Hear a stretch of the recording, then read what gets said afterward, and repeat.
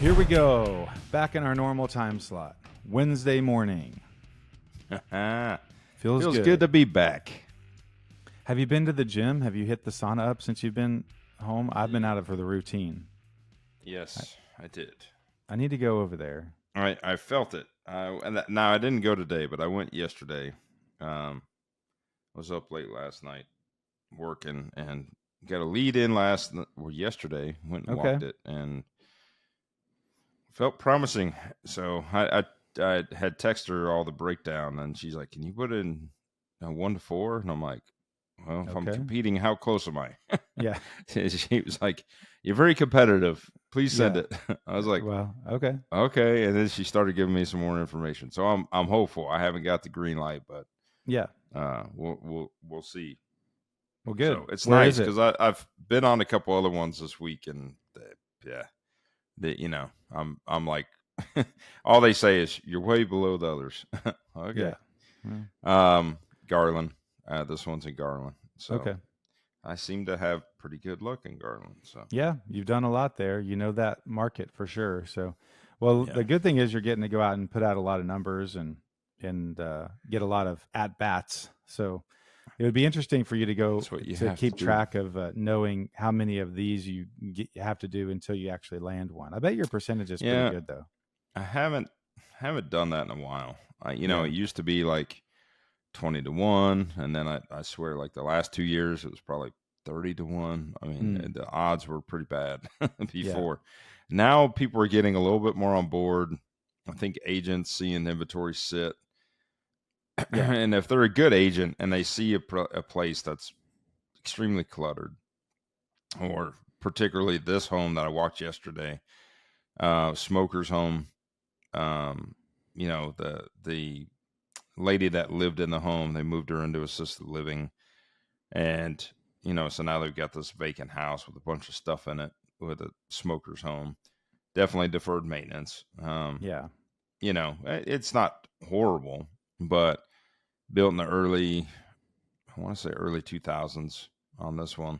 So not that old of a home, relatively speaking, but definitely the convenience sale makes sense, right? Yeah, right. And so we're dealing with a son who's a power of attorney and all of that good stuff.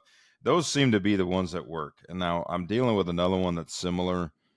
Power of attorney or son moved the mom into assisted living out in Farmers Branch.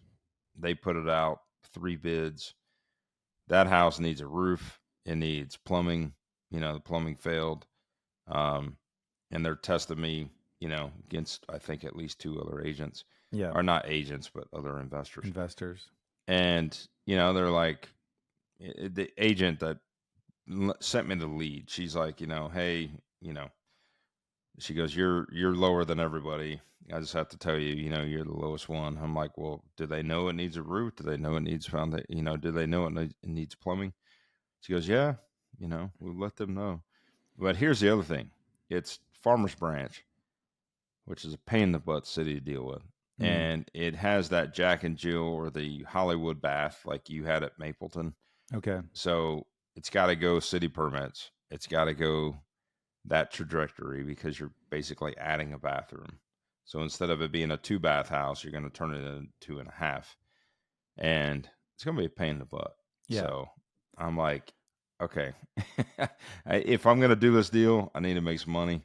Yeah. So that's essentially where I'm at with the numbers. It's not asinine numbers, but it's going to be time, effort, and money. So you got to make it worth your time. And exactly. They may go the way of the little closet, the airline vanity that we saw. That one that you saw, yeah. I saw that in 2 houses, like right in a row. I don't know. Someone was having a sale on that thing. I mean, the whole vanity was maybe like 8 inches deep or something. It really looked like like when you go to the bathroom on an airplane, it was that kind of just a full version, like a longer version of it that looked like it belonged in a house.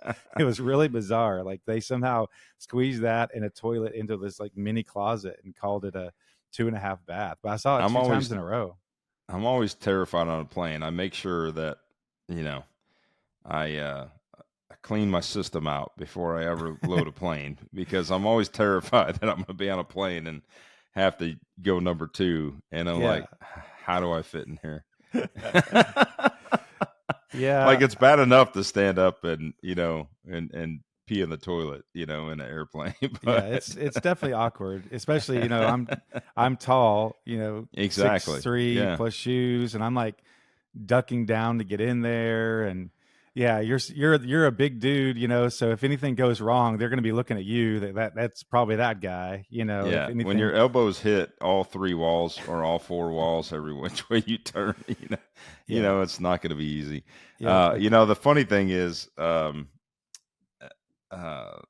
was going to say, one thing that drives me nuts, and we're getting off beat here just because I think it's kind of funny. But, when you land on the plane, and I've been traveling a lot lately, and you're tall, so you completely get it. People are so quick to jump up in the aisle, Oh right? my gosh. And Yeah. get their spot. Well, as soon as the overhead bin comes down, there's no way I can't stand up in my seat. No. And I can't stand up in the aisle around the around the drop down. Yeah. So this is one of those super annoying things. And then when you stand up last minute, they get annoyed at you because you jumped in front of them. I'm like, you see me sitting here. Right. I physically you didn't cannot jump in stand front up. of them. They are in the back. I actually had a confrontation with a guy one time leaving the plane because he didn't say anything, but he was jumping in front of a bunch of people, and Yeah. I had a couple with a little bitty baby right in front of me, and here he was going to go, and I put my leg out in front. I put my leg out in the aisle so he couldn't move. Yeah. And I was like, "You're not." I was like, they got a little baby. You're not going any further forward, And then I just jumped up in front of him, and I unfold like 8 inches taller than him. I mean, he was just ignorant. And the other thing people do is they announce, right, when we're delayed, and we were delayed coming back from NOLA. And there's people on the plane that have to connect. And so they said, hey, we know you're delayed. We know there's connections, very short connections. Some were within 45 minutes.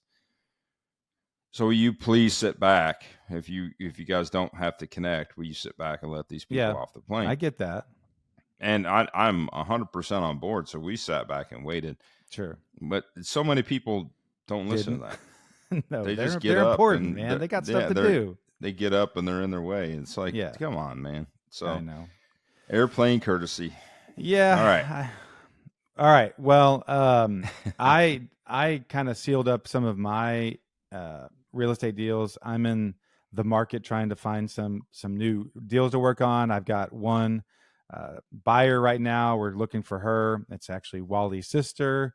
What's up, Wally? Shout out. We are out there trying to find her something, and she got some. I don't know that she even knows this yet, but she got some good news from our mortgage guy yesterday. She, I think, just because of where she lives, she might qualify for a grant on a down payment assistance, which is kind of cool. So I need to talk through her. I'm hoping that David was able to get in touch with her, but yeah, so it's looking good for her. We're going to keep trying to find her something and get out there. Did open house at your flip this last weekend. It was really cool to see that up close.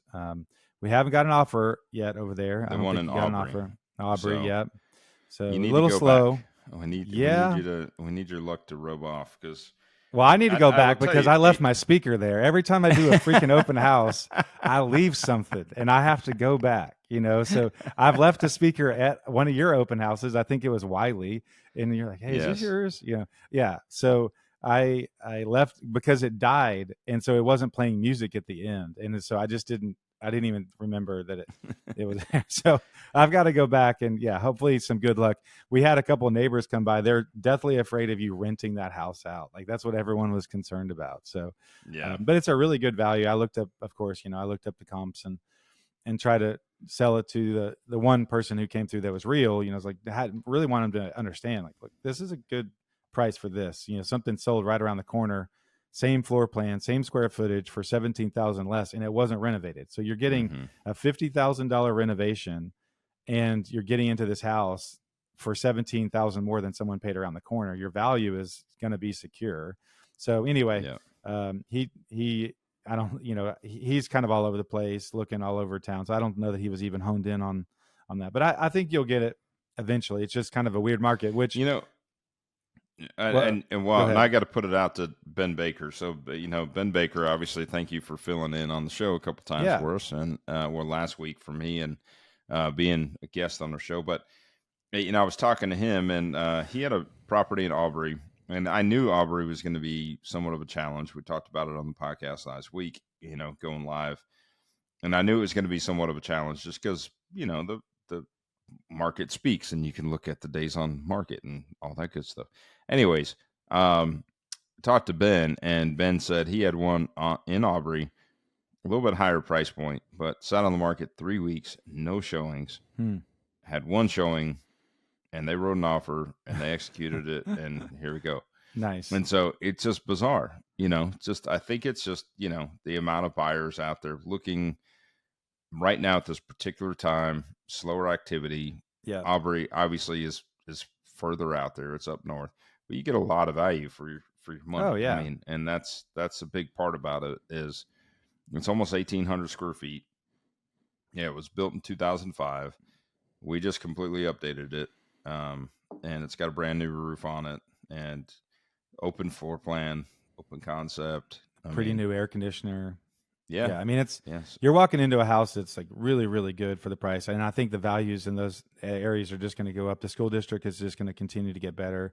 That's right around where we sold Ryan his house. And we've had all these conversations about the school district. And to me, the biggest detractor of that area right now is 380, which is just a complete beast to deal with. And, they should have done that a long time ago, which we've talked about. But, there's a ton of development going up there, and not just any development, but I mean, there's Velvet Taco and all the trendy taco places and the trendy shop, like it's getting nice things. And once it settles down and the road's done and all that, and people can get from point A to point B way easier. I think it's just going to make more sense that way. When people go up there to look at a house, they are going to pull the trigger faster because, oh yeah, this is great. This didn't take too long to get back to town. Right now, I could see that detracting with some people if they've never really been up there and they try to get up there on a Saturday, mid-afternoon, and they're sitting through 4 lights to get, turn left somewhere. It's like, I can see them doing the mental math. Like, well, if I got to go to work, this is an extra 30 minutes. And so, hopefully at some point that is fixed and then the values go up. So whoever gets that house, I'm definitely confident will do a great job or, get a good deal. And as we'll talk about, I think in our interview here in a little bit with Brian, your mortgage guy, it seems that today the tea leaves are saying that they might drop the rate today. So we'll see how that affects the activity. Thing. So so why don't we get into a little bit of a market update? So the market might change soon, like we just said. The interest rates have already fallen. They said 14 points, which kind of a numbers idiot, but they said 6.19 was the going 30-year fixed this morning is kind of the average is what they're saying. But it's dropped in anticipation that the Fed is going to drop the rate for the first time since 2020. So this would be a huge deal. They've been hovering for a while. They had talked about maybe making 6 cuts this year, and then it went down to 4, and then maybe 2. And so here we are fairly late in the year, but they are going to make a cut and see, I guess, how the market reacts, see if it does anything. And, in talking to Brian, I'm sure it'll be interesting to see, what they anticipate. Are people going to hop in? Are they going to, the problem is if more people hop into the market and there's more competition for the listings out there, then that drives prices up and your net mortgage would probably be similar, which we've talked about. So I don't know how it all flushes out, but I think people in general, the sentiment, the overall mentality towards real estate might improve a little bit and people can hop out there. But we've got 41,000 homes on the MLS right now. I've talked about the 10-year high is 44,000. We've kind of plateaued in the last couple of weeks there. So that I doubt that's going to get worse just because we are going into the winter months and it looks like maybe some more buyers are going to be jumping in. So 41,000 might be the peak for a while. We're at 4.6 months supply, which has crept up steady. Go. Yep. Steady's creeping up. We were at 3.2 at the beginning of the year. So yeah, it's really, really that number has probably been the biggest change. Let me look at shows to pending. We've always said around 10. it's at 13 right now. Denton County, where the Aubrey house is 13. And so, have you had any scheduled showings? Yeah, I had one the day you held the open house. Oh, yeah. And then they never showed up. Right. Talk about agent courtesy, man. Like, if you're not going to show up, just drop me a line. And especially when I hit you up 4 different ways, from text message to email to I know why they didn't set up. Response. You made them mad. You made them mad. God. You didn't just commit. Give me a response. I mean, just let me know, and she finally responded on Sunday. It was like, oh, so sorry. We wrote an offer for another house. It was kind of vague. I mean, I knew she didn't show up because I didn't see the Supra history. And you didn't commit to an agent commission. That she was. Well, no, I did. Wasn't she the one that was actually all been out of shape about the commission and wanting a specific number? Because it was me and because it's Aubrey, I went ahead and disclosed everything. You said everything up front. Yeah. Yeah, I said, hey, it's BAC. Yes, I'm offering a BAC coming from the seller side. Concessions to the buyer, and I gave a dollar amount, right, which was 3% of 350. I think it's 10,500. I think. And so I literally put that in there. I said, it's a concession towards the buyer, that could be used for BAC, $10,500. So I that one I didn't really play any hardball because I was like, it's Aubrey. Okay, I knew you had this conversation with someone recently where they were all bent out of shape. I thought this was the same agent that was. No, I did that. That happened on Anthony's house when we sold Anthony's I was house. Confused on that one. And technically, I'm representing a client, right? At that point. So it was a little different, but this, I was like, I'm just going to go ahead and give it.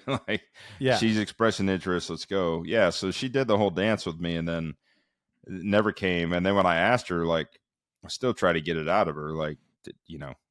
Did you still go? Or, anyways, net, she never went. So that, they scheduled it and decided to work another deal. So who knows? That could be anywhere. It could have been Little Elm. It could have been a different area. So I get it. I mean, like I said, you have to commit if you're willing to go to Aubrey. It's still a little bit of a drive, depending on where you live, to do it. And but it's a lot of home for the money. So I definitely think that if I were the agent there, those are one of the I would at least show up and show them just to give them the perspective of this is what your money could get over here, because it looks so good in pictures. If it was a weird house or didn't look great, okay, maybe let's skip it. But whenever they look really good like that, and I think that's one thing I've done well as an agent.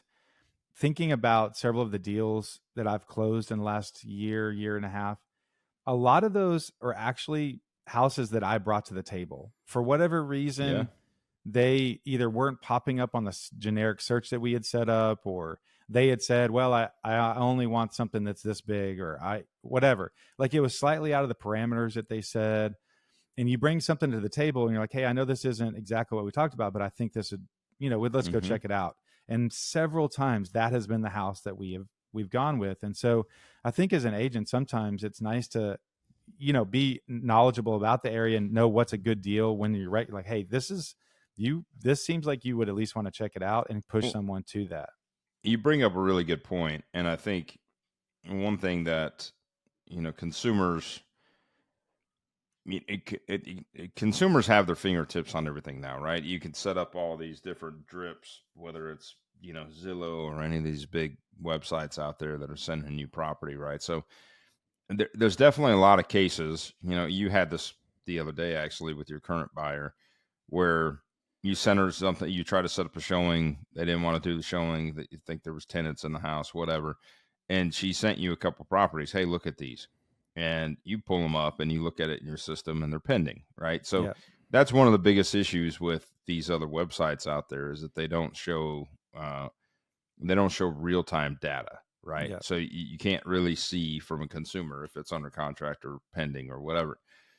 That being said, you got to think about, and some consumers, they pride themselves on how many homes they look at online, right? And they feel like they're an expert. But at the end of the day, when you are in this business and you think about how many homes that you have walked in your short career of 4 years, how many homes you've actually been in, how many homes you've looked at on MLS, how many homes that you've looked at online and then actually physically walked, you learn a lot of things, right? Yeah. And there's a lot of different indicators that you pick up on, and you're very good at your craft. And it's a matter of kind of dissecting those things and hearing what the consumer, what the buyer wants, but also reading between the lines to open up to say, all right, I think this would fit, right? Yeah. They're not thinking about these different factors, but these things play a fact. And there's just certain things, there's different ways. When we look at an MLS sheet, for instance, there's a lot of different things we're looking at besides just pictures, right? Yeah. We're looking at a lot of different details. I remember doing this years ago for a client in Mansfield, and the pictures were terrible. But I did enough research on it, and I looked at it, and I was like, man, they're struggling because these pictures are terrible. But what I read through the description, what I read through, the information provided for, the size of the rooms, for instance, the acreage, and then looking at it on Google Earth and kind of scanning around, and then looking up history of when the property sold in the past that had better pictures. And we went and, man, we stole this property, man. We stole this property for like $250,000 under what value was, just because the agent did not know what she was doing listing it. And the thing showed like a 5-star hotel in person, but pictures, it was terrible. And so it's just learning that sometimes. Like, she you got to must have read taken between that the class lines a little bit. She took the class I saw the other day advertised of how to teach agents how to take pictures with their iPhone for real estate. I'm like, heck no. Like, do not do that. Just please pay. It's part of your business. Yeah. Every business has a little bit of overhead. It's a small cost of overhead to pay a professional. Yeah. This last house we found for the leaches, that was one that was not on their list. It had a pool. They didn't want a pool, but when we got there, they had renovated this house, the space. They have so much stuff at their current place. I knew that they needed just extra room, and they had converted a garage. And so a lot of people are going to walk in there and say, no, I have to have a garage. Well, they were cool with the long driveway and all that. And they just wanted extra, storage inside. So like it just happened to land. But the nice thing was it had been on the market, I think 52 days when we made an offer. And so we had some leverage there, and we got a really good deal, and they ended up being cool about making some repairs and stuff like that. So that transaction went really well. So yeah, I think in general, trying to get out there and, see stuff that doesn't necessarily fit. Quick question before we move on. I think you've mentioned it before. And I'm curious, and I'm sure, our very dedicated listener, Wally Barraza, listening. Yes. Barraza. So he's listening. What happened with the cars? They are still there. I'm frustrated. I had to educate my people. So mom and dad own an estate sale company down in Austin for a while. They owned one. Okay. They quit doing that. They did it several, and I think in a way, enjoyed it and did a good job. But so I have a little bit of insight into how they work and commissions and all that stuff. Well, I know for a fact that the Leach's house, it's going to be a lot of work for someone to put together, but it's going to make them a lot of money. An estate sale company is going to make a lot of money. There's just so much stuff there. And it's not just, like I've said before, they don't collect milk cartons, they just collect stuff through the years. They've been there 50 years. There's a lot, but it's decently, now they're going to have to organize it, and so it's going to be some effort. Well, then they also have this barn with 3 real classic cars in it that are nice and straight. They don't run right now, but they could run fairly easy. But the bodies are really good condition, straight and all that stuff. They've got all this tractor equipment. It's all this stuff. Well, this estate sale company comes through acting like they're doing them a favor by doing this sale. Like, well, yeah, I guess we could. Well, as long as the cars are, I guess since the cars are here.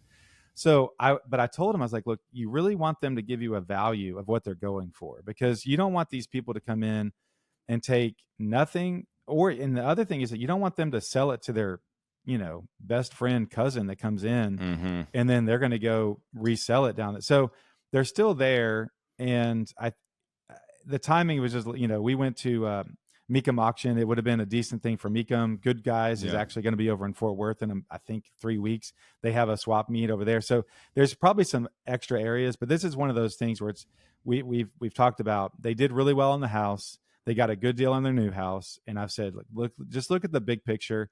If you take a little bit less for the cars or this and this, don't get too caught up on it.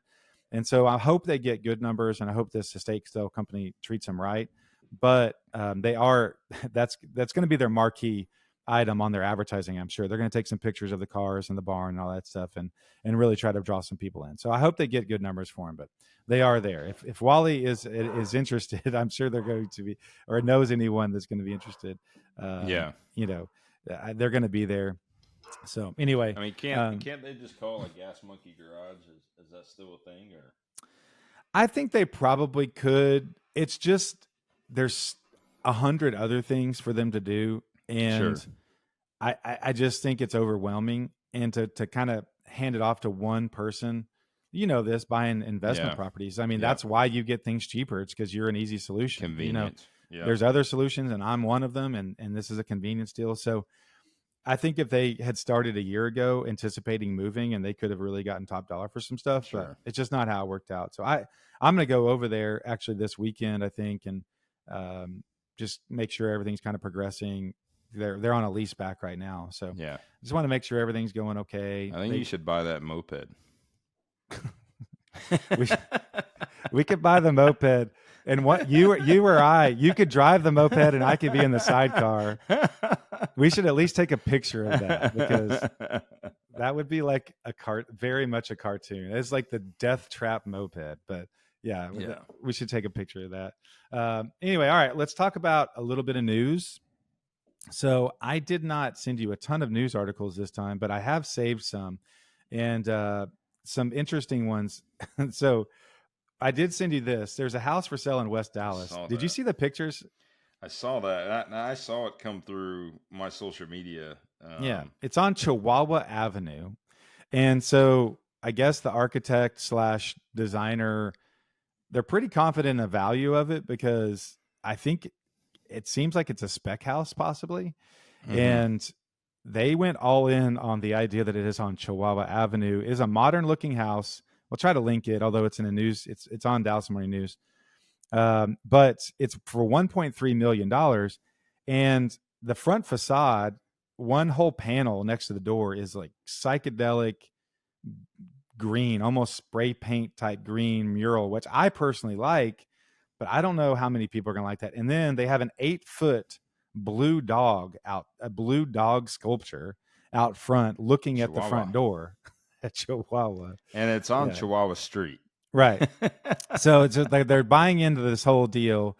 Now in New Orleans, not New Orleans, just north of New Orleans, which I'm sure you had a good time. I'm glad you're back.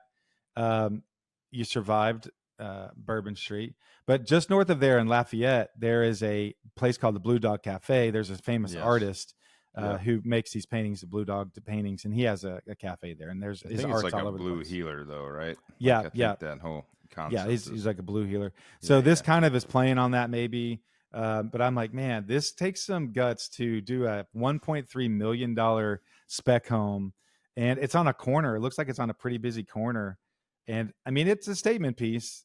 I mean, it doesn't completely make it look like crap. I think it's cool. I think it's cool and funky. I think somebody will take it down. Right now, did you see the tile behind the stove?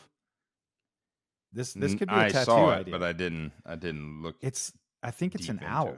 It looks like it's really almost like a psychedelic looking owl tile. I need to figure out where they got that, because that's pretty cool. I don't know. I like the fact that they're going a little bit different and going all out, but just knowing those decisions, and you're like, I think this is going to work.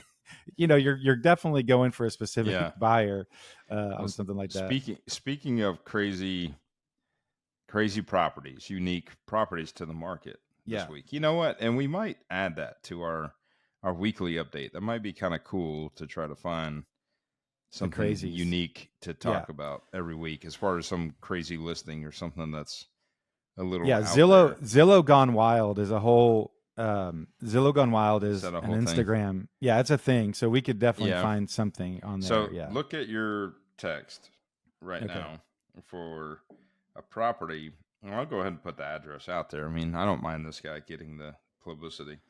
1008 Mountain View Drive in Carrollton, Texas. Okay. Yeah, it looks. Now, okay. Oh my now, Lord. click all the pictures. He can't do any open houses. He's got 1,000 bottles of whiskey. Yes. That's I mean, insane. not only whiskey. If you zoom in, like if you're a spirits connoisseur, this house is for you. Now, is that it doesn't what they're calling say anywhere. Alcoholics these days? Yes. Spirits connoisseur. Well, no, most alcoholics, and not to throw stones, but a lot of like really bad alcoholics I know drink really cheap stuff, right? Yeah, that's true. There probably wouldn't be this many bottles there. They don't keep bottles around. Their whole intent is to get drunk, right? Like I think spirits connoisseur. I think when you enjoy a certain spirit, it's truly about the taste and not necessarily about the effects to your body. So this guy is for sure single. There's absolutely no way. What almost is like, is he some kind of rep that's like, hey, just come to my house? Did he Airbnb this place? Because it kind of looks very rustic. I mean, it definitely looks like, like it very well could smell like cigar smoke in there from the way that the pictures look. But yeah, this guy. So for our listeners out here, if you listen to the address I just gave you, go look it up on Zillow. This thing, I mean, he's got some very expensive bottles in there. If you zoom in, and you like tequila, so if you zoom in all the way to the right side of the shelf, there's every Class A Azul bottle up there.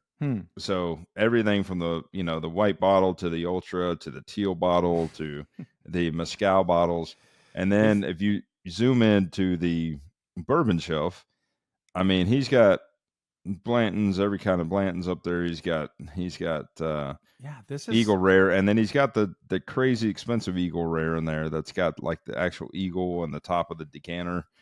That's anyways, he's got a lot of very expensive bottles. Yeah, the house is worth $400, but he would have to insure it for $600 just to get. Tabitha's looking at it. She goes, "Well, I guess he didn't drink that much because a lot of them are full." And I'm like, "Yeah, I mean, he's obviously he's not."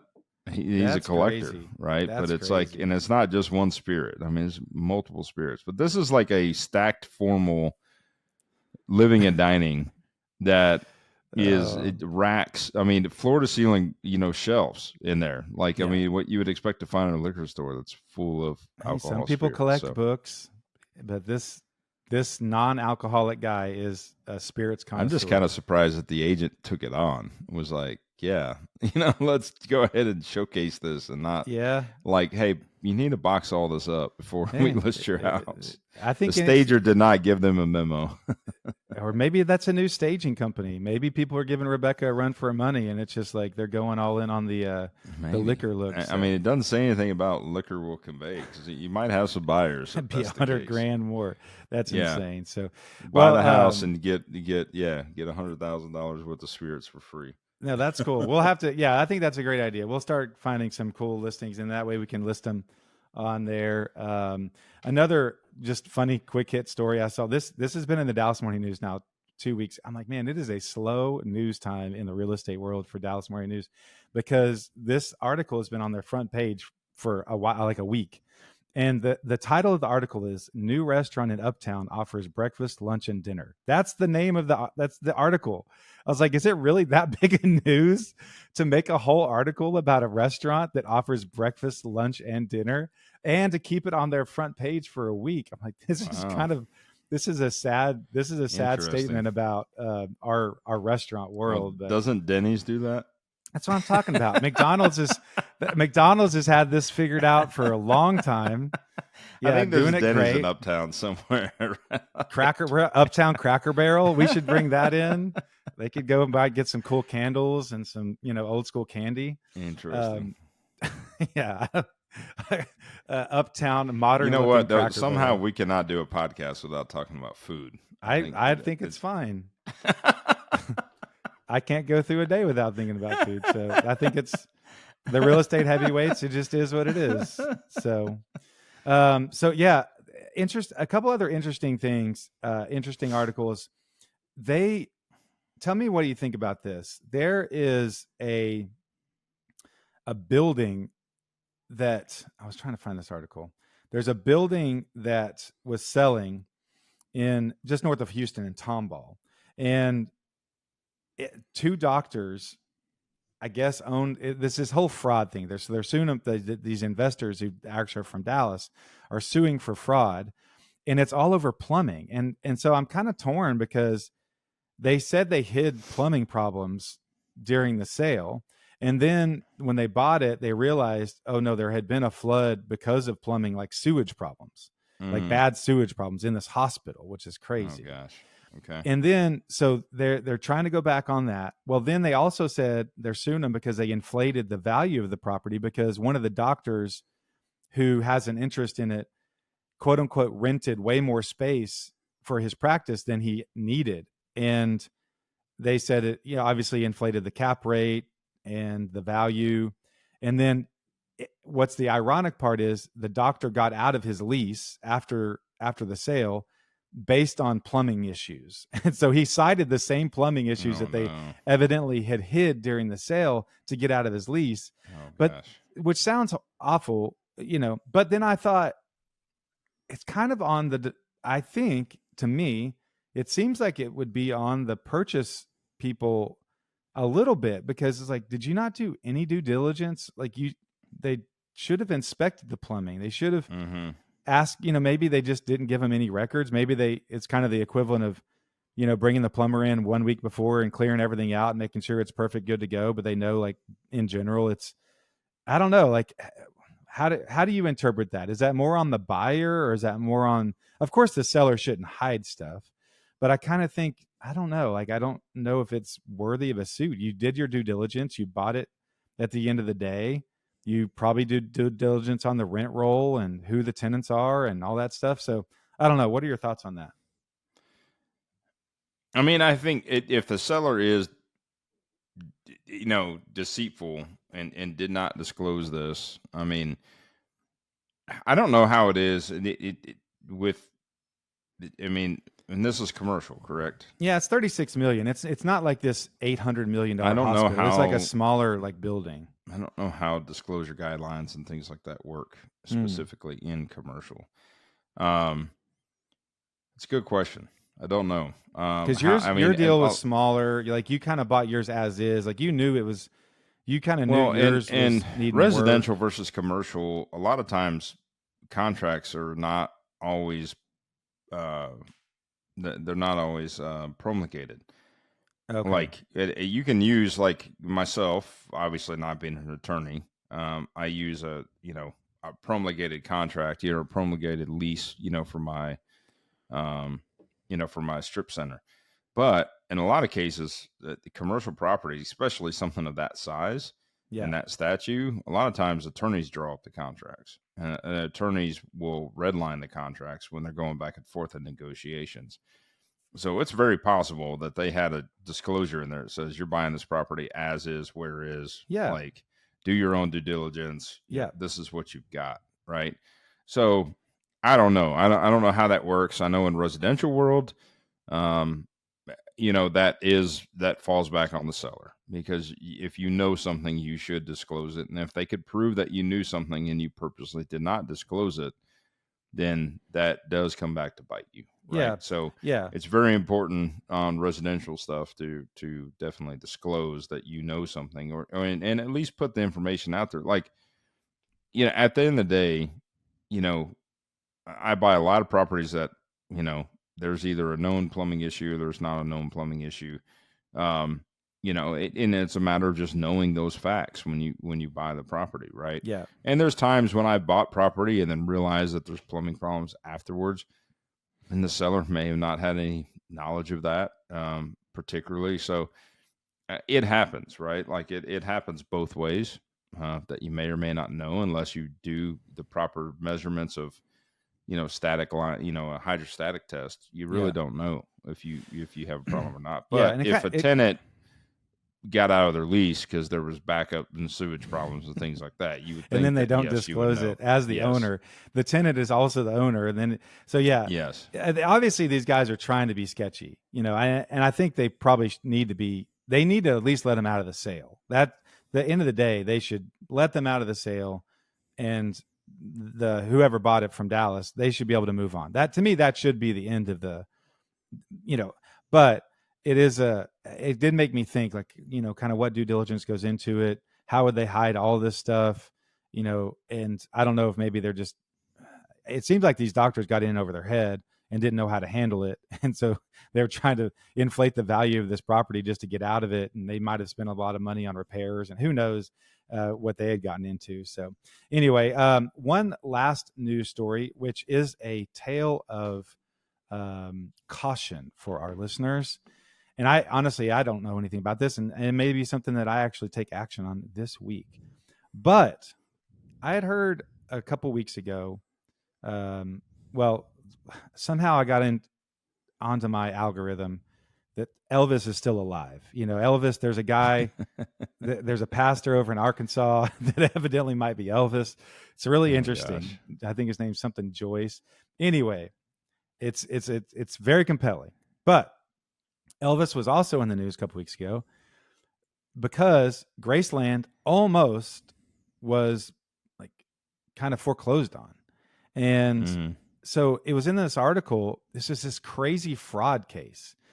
This lady had somehow put some sort of claim on Graceland and tried to put through some paperwork that made her, and it almost went through, and I can't remember exactly. The article explains it. She did something at the last minute, and they figured out it was fraud, and they arrested her. But at the end of the day, I mean, it made news that Graceland was about to get foreclosed on, and that the family was going to lose the house. And how can this even happen? And so this article goes into mortgage fraud and title fraud, really, and how easy it is for people to, I guess they do it a couple of different ways. They do a quick claim deed, and then they take they fake the notary, and then they take a loan out against that collateral. Since they technically can show that they have deed to the property, they take a loan out, and then it just causes huge problems. And then I guess another thing people do is that they put a contractor's lien on a title, on a deed. And it just sits there until you go sell the house, and you don't even know it's there. And then one day these people get paid off at closing. And so I guess there's a free service that every county offers, and you can put a freeze on, or they have to notify you if anything is filed against a certain deed. And they say it's a super low percentage of people that do this. Like, I think Rockwall County was 3%, and Collin County might've been 4 or 5%. I mean, I've never even heard of it, but I guess it's a service that the counties offer that you can call and say, hey, I want to put this lock on my deed. So anyway, have you ever heard of that as a service or something that you can do to kind of protect yourself? No, I've never heard of it from a backside of it. And what you were talking about, contractor's lien typically is referred to as a mechanic's lien. Yeah. But no, I've never heard of like some kind of protection that can go against that to prevent some of that stuff. Now, there is a whole like list of guidelines that typically have to be followed in order to file, a lien against the property. A mechanic's lien has to be within a certain period of time from the work was done. You have to prove a contract, and you have to provide a lot of information in order to file that. Yeah. One quick question. We're running out of time. We got this interview coming up, but was it you or somebody we were discussing that Graceland was able to be, they don't have to pay property taxes on the property because I believe they buried his mother there. And I believe he's buried there as well, right? So we don't know. He might be a pastor, so he may not even be there. Yeah. But I believe they somehow were able to convert that property to a cemetery, quote unquote cemetery, and so they don't get taxed on it. Which is probably the only way that property survived all these years, to be honest, because it's the second most visited house. I read in this article, it's the second most visited house in the United States, I think, to the White House. Wow. And maybe, the Biltmore is up there. But it's still a huge attraction. The fact that they couldn't make money to pay tax, that's ridiculous. And I'm sure they sell all sorts of stuff at the gift shop, which used to be the kitchen or something like that. Like I heard that from somebody. So somebody that's an Elvis fan, please chime in to one of our social media outlets or YouTube page or something. Let us know if that is correct or not. If they're paying property taxes. Yeah. Yes. Well, and do your research, because it's a really decent chance he's still preaching and living a great life. So how old would he be? He's 88. I guess that's possible. Yeah.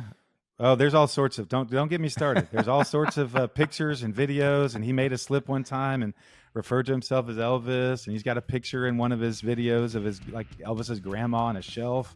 Like, it's all sorts of random stuff. So, yep. Awesome. I got too much time on my hand, evidently. I got to get busy with some real estate. So, anyway, yeah, we got a good interview coming up.